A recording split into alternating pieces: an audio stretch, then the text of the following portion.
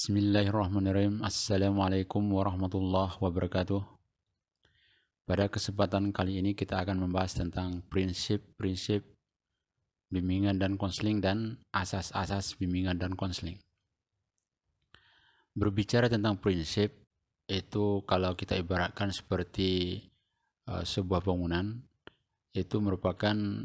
prinsip itu merupakan tiang dari sebuah bangunan itu. Maka tiang-tiang dari bimbingan konseling itu bisa dilihat di sini. Pertama, berkaitan dengan prinsip-prinsip yang berkenaan dengan sasaran layanan. Sasaran layanan ini bisa siswa atau juga bisa disebut dengan klien. Maka dalam prinsip sasaran layanan, BK atau guru BK harus melayani semua individu tanpa memandang usia, jenis kelamin, suku, agama, dan status sosial. Semuanya dilayani. Siapapun yang datang untuk mendapatkan bantuan dari guru BK, maka guru BK itu menerimanya dengan senang hati dan melayaninya semaksimal mungkin dalam kaitannya dengan apa yang dia butuhkan. Kemudian dalam prinsip sasaran layanan juga guru BK harus memperhatikan tahapan perkembangan pada klien atau siswa. Apakah dia di SD, tahapan di SD, SMP, remaja misalnya, atau yang fase-fase berikutnya. Yang ketiga, berkenaan dengan sasaran layanan, guru BK harus memperhatikan adanya perbedaan individu dalam layanan. Artinya, setiap individu itu unik. Punya masalah, misalnya masalah yang sama, nilainya turun misalnya, tapi dalam melihat individu itu bukan di nilainya turun, tapi bagaimana individu itu menghadapi nilainya tersebut yang rendah itu. Ada yang semangat lagi belajarnya, ada juga yang putus asa, dan lain sebagainya. Maka setiap individu itu unik.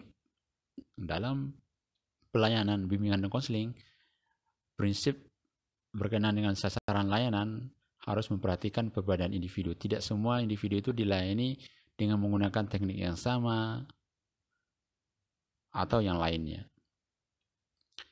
Berkenaan dengan prinsip yang kedua, yaitu permasalahannya dialami individu. Permasalahannya dialami individu pada prinsipnya adalah dipengaruhi oleh banyak hal. Mungkin kondisi mentalnya, fisiknya, kemudian penyesuaian lingkungan, baik di rumah, sekolah, dan masyarakat sekitar. Makanya ada orang yang mengalami masalah itu berangkat dari banyak faktor. Kemudian timbulnya masalah pada individu karena adanya kesenjangan mungkin sosial, ekonomi, dan budaya. Jadi masalah itu digali sedemikian rupa sehingga diketahui faktor yang membuat dia bermasalah, bisa dari sosial, mungkin dari ekonomi, mungkin budaya. Yang ketiga, prinsip yang berkenaan dengan program yang dilakukan di sekolah. Program layanan BK dalam hal ini adalah pelayanan BK, maka pada prinsipnya program itu harus terintegral, artinya berkesinambungan dengan pendidikan dan pengembangan individu. Karena BK itu seperti yang kita bahas sebelumnya adalah bagian dari pendidikan. Kemudian program BK harus fleksibel, disesuaikan dengan kebutuhan peserta didik. Tidak semua sekolah harus sama programnya. Sesuaikan dengan kebutuhan peserta didik di setiap sekolah, di setiap kelas. Maka program itu harus disusun sedemikian rupa dengan menganalisis kebutuhan-kebutuhan yang ada di sekolah. Kemudian program BK juga mempertimbangkan perkembangan individu. Seperti sebelumnya pada prinsip integral pendidikan, ini juga berkaitan dengan itu, maka program di SD berbeda dengan program di SMP. Dan begitu pula pada pendidikan-pendidikan selanjutnya. Yang terakhir dalam prinsip berkenaan dengan program pelayanan BK adalah program pelayanan BK perlu diadakan penilaian. Jadi program itu tidak jalan begitu tanpa ada evaluasi. Maka perlu ada evaluasi untuk melihat sejauh mana program ini bisa memberi dampak yang positif bagi perkembangan optimal pada siswa. Yang berikutnya atau yang terakhir dalam prinsip BK ini adalah prinsip yang berkenaan dengan tujuan dan pelaksanaan pelayanan. Akhirnya ketika kita atau guru BK melakukan pelayanan, tujuan akhirnya apa? Untuk memandirikan siswa. Jadi siswa bisa mandiri membimbing dirinya sendiri. Ketika ada masalah, dia mungkin sudah bisa memecahkannya sendiri. Itu tujuan yang pertama. Kemudian tujuan berikutnya adalah keputusan terakhir terletak pada tangan klien atau tangan siswa. Ketika dilakukan pelayanan, misalnya konseling,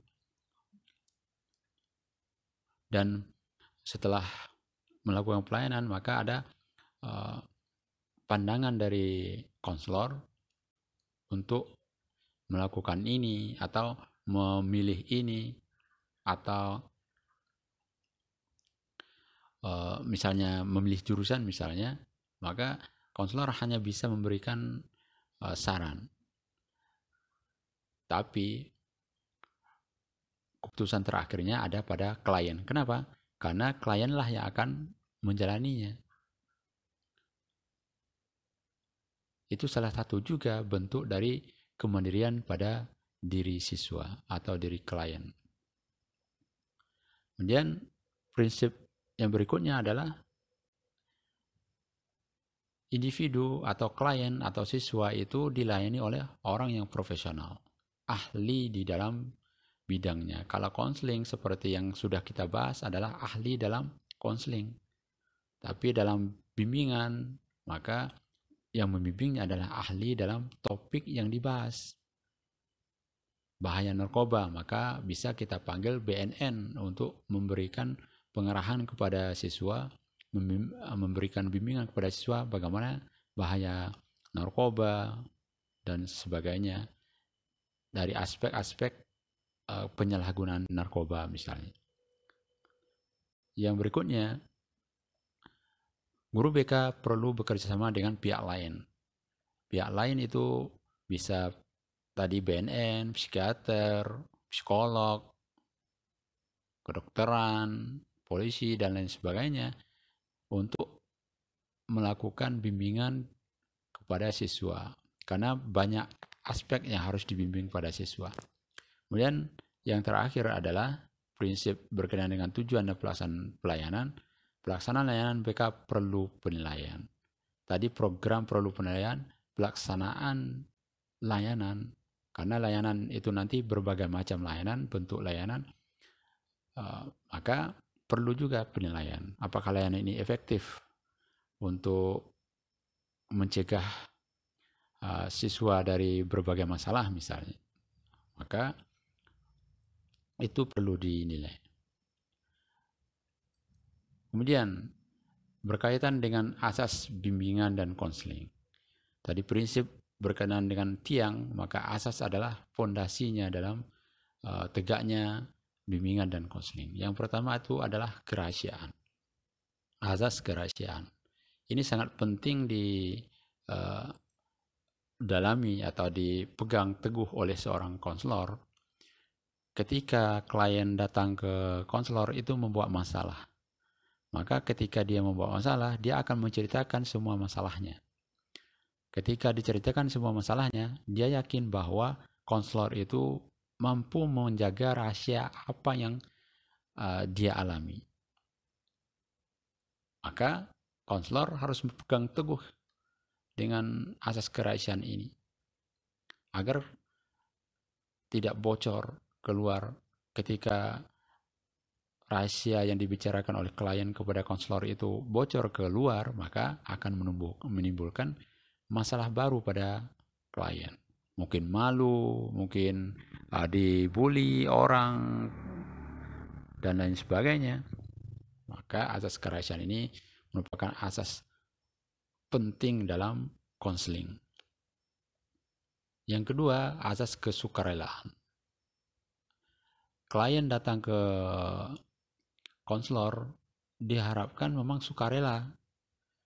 Kalau dengan kesukarelaannya itu datang, maka akan tumbuh hubungan yang terbuka di antara klien dan konselor. Begitu pula dengan konselor.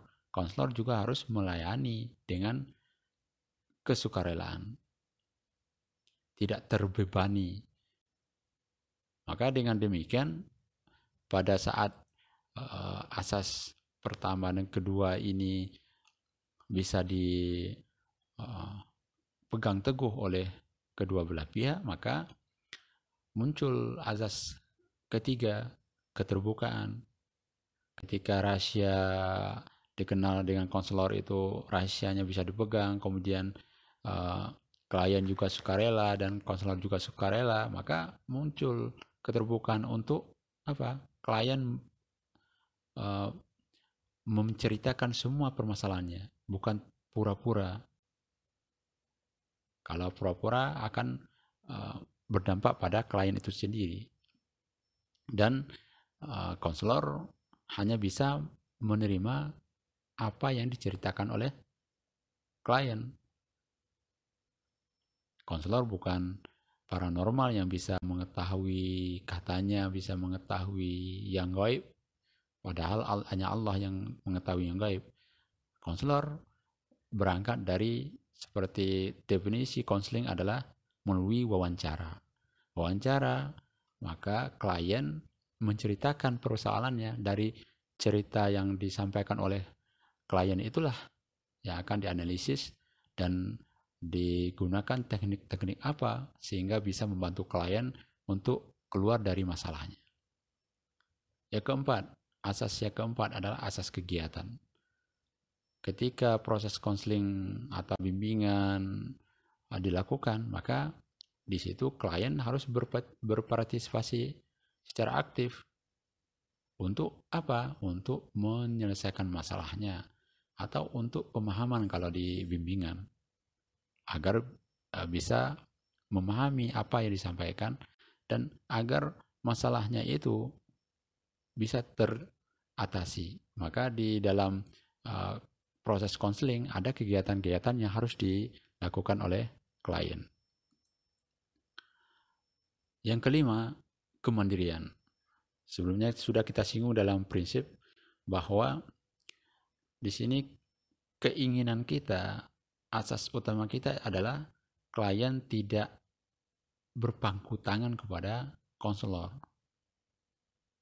Ada masalah sedikit, konselor, ada masalah sedikit, konselor. Tapi bagaimana klien juga bisa atau mampu untuk memecahkan masalah sendiri. Ketika konseling hari ini muncul, maka dia datang ke konselor karena memang benar-benar tidak mampu dia selesaikan. Jadi kemandirian klien itu merupakan salah satu asas. Tidak menghendaki klien berpangku tangan kepada konselor. Maka salah satu kemandirian itu adalah seperti yang kita ungkapkan dalam prinsip, mengambil keputusan. Keputusan ada di tangan klien. Yang seterusnya, asas yang keenam adalah asas kekinian.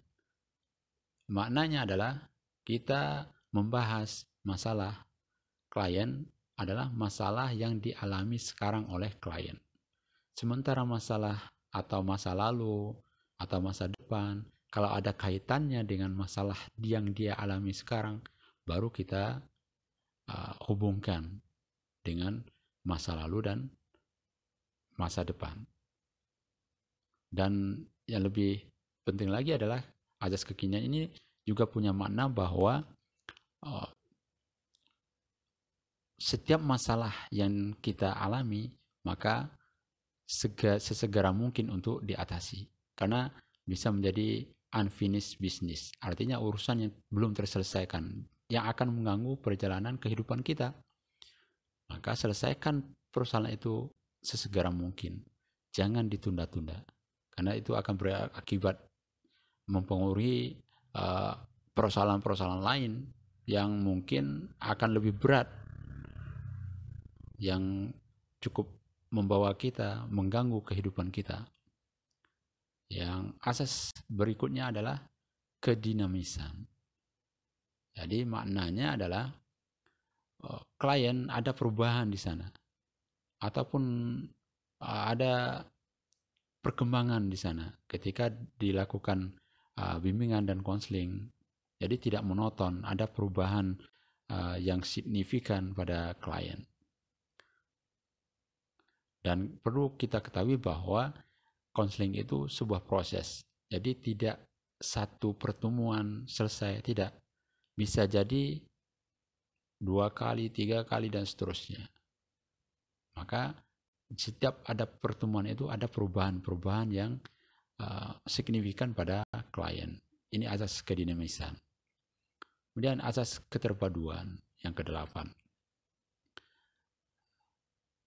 Untuk menyelesaikan semua masalah klien, terkadang kita membutuhkan pihak lain, bekerja sama dengan pihak lain. Misalnya dengan guru, dengan psikolog, dengan pihak luar misalnya. Maka ada keterpaduan di sana untuk memecahkan masalah atau untuk membimbing siswa sehingga mereka mampu mengembangkan potensi yang ada pada mereka. Yang ke-9, azas kenormatifan. Ini bermakna bahwa layanan atau kegiatan BK yang dilakukan tidak boleh bertentangan dengan nilai dan norma yang ada. Yang pertama, nilai norma agama, hukum, adat istiadat, ilmu pengetahuan, yang tidak boleh bertentangan dengan norma ilmu pengetahuan, dan tidak boleh bertentangan dengan kebiasaan yang berlaku. Jadi perlu memperhatikan norma. Seperti juga kita sudah definisikan tentang bimbingan dan konseling. Salah bimbingan itu adalah berkaitan dengan memperhatikan juga dengan norma-norma yang berlaku. Yang ke-10, asas keahlian. Ya, seperti dalam prinsip layanan di sebelumnya, maka keahlian di sini adalah layanan dan kegiatan BK itu diselenggarakan atas kaedah-kaedah profesional dan oleh orang yang profesional, tidak sembarangan orang. Misalnya bimbingan bahaya merokok, maka yang kita panggil, yang kita undang untuk memberikan pencerahan kepada siswa bahaya merokok adalah dari ahlinya. Siapa ahlinya? Kedokteran, misalnya spesialis paru misalnya. Jadi bukan sembarangan orang. Ini maknanya. Kalau konseling, maka pihak yang ahli profesional dalam konseling adalah konselor. Ini maknanya asas keahlian. Kemudian asas alih tangan kasus. Terkadang tidak semua masalah itu bisa diatasi oleh guru BK. Ketika klien datang ke guru BK dan digali masalahnya, ternyata masalahnya perlu penanganan pihak lain, maka dilakukan alih tangan kasus. Sebagai gambaran konkretnya, ketika kita pergi ke dokter umum misalnya, setelah diperiksa, kemudian bisa jadi dia rujuk kita, dia alih tangankan kasus. Oh, ini perlu penanganan khusus, misalnya ke spesialis gigi misalnya, maka kita pergi ke spesialis gigi. Dan tidak semua bisa diatasi oleh dokter umum, maka butuh pihak luar. Ini maknanya alih tangan kasus. Dan terkadang tidak bisa diselesaikan oleh guru BK yang satu, maka dialih tangan ke guru BK yang lain. Seperti itu. Yang terakhir adalah asas tuturi handayani. Ini semboyan khusus di negeri kita, negara kita, di